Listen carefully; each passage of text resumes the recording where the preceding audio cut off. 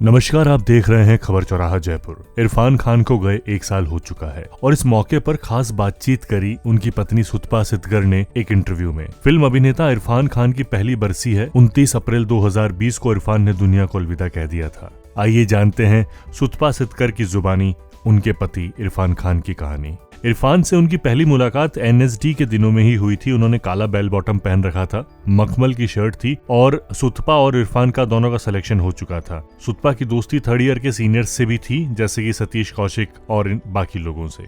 उन्होंने इरफान खान की रैगिंग ली तो सुतपा ने भी बहती गंगा में हाथ धो लिए और इरफान को पता ही नहीं चला कि सुतपा और वो एक ही बैच के हैं।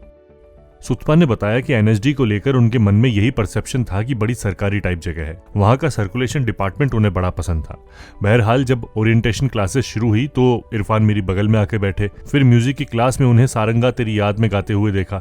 गायकी उनकी बड़ी बेमिसाल नहीं थी, लेकिन अच्छा गाया, चेहरे पर पैशन था। शब्दों को इरफान महसूस कर रहे थे और उसी वक्त मैंने कहा था कि यहाँ कोई एक्टर बने न बने, ये बंदा तो बनेगा। उनकी पत्नी सुतपा सिद्दगर ने बताया कि इरफान के अंदर दुनिया में मगन रहने का हुनर था। उन्हें उनकी यही चीज सबसे अच्छी लगी कि वो ये थी, उन्होंने कभी किसी की बुराई करते हुए नहीं सुना, कभी किसी पॉलिटिक्स में इरफान नहीं पड़े। इस दुनिया में रहते हुए वो अपनी ही दुनिया में मगन रहते थे।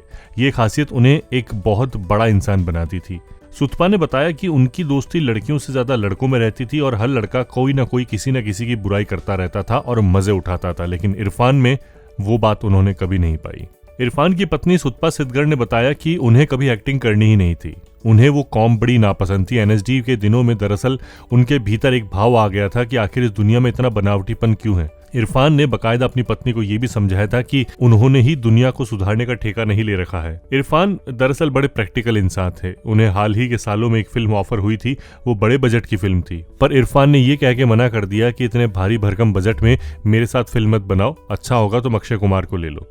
वहां मेकिंग के लिए 100 करोड़ तो क्या 500 करोड़ तक आ जाएंगे। मेरे संग फिल्म बनाओगे तो रिकवर भी नहीं कर पाएगी, फिल्म डूब जाएगी और मेरे नाम से एक और फ्लॉप फिल्म जुड़ जाएगी। कहने का मतलब ये था कि इरफान को अपनी वैल्यू पता थी।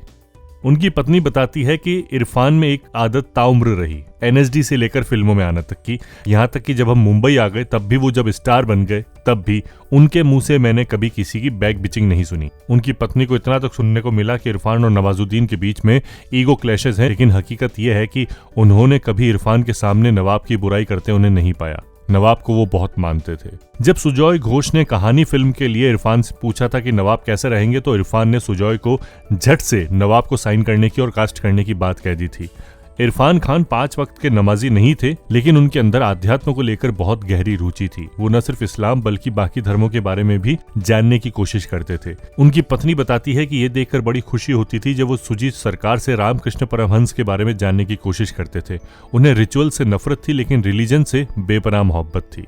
इरफान के साथ जिंदगी जीना, जिंदगी को असल में देखना था। जिंदगी क्या करिश्मा कर सकती है वो उनके साथ रह के ही पता लग सकता था।